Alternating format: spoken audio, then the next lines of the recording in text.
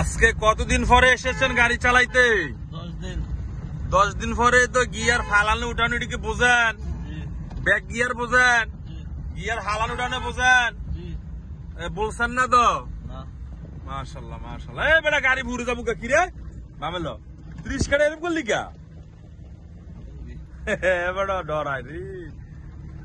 যাই হোক, উনি আজকে 10 দিন ধরে গাড়িতে আসতেছে না। উনি কেমন চালাইতে পারে এটা আবার ওনার খেয়াল আছে কিনা, গাড়ি চালানটা এটার আবার ওনার মনে আছে কিনা, এই জন্য আবার আমরা ভিডিও করে ওনার আত্মীয় স্বজনকে দেখার সিস্টেম করে দেবো নাকি? কি নাম তোমার? মোহাম্মদ নাইম। আচ্ছা, হুজুরে কল দে। আসসালামু আলাইকুম হুজুর।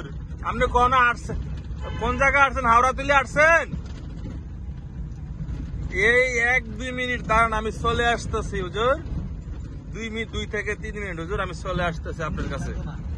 হ্যাঁ, টান দিয়ে যাও, গিয়ার গুলো ফালাও। ওয়ালাইকুম আসসালাম।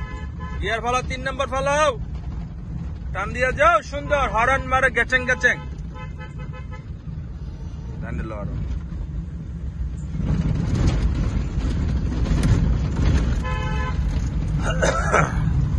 তোমার নাম কি সোনা?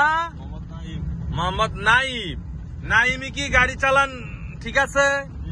সব ঠিক আছে, সব ঠিক আছে। এখন শুধু দেখছুনি আমার ছাত্র যে শিয়ায় ড্রাইভিং প্রমাণ দেখছুনি? হ্যাঁ, আমার ছাত্র যে আবার হেতে ড্রাইভিং শিয়ায়।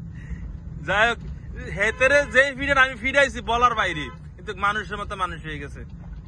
নাই 1 নম্বর নাও। সুন্দর। গিয়ার গুলা কি মুখস্থ? আচ্ছা আচ্ছা। যাই হোক, পানিতে সবকিছু তলে গেছে।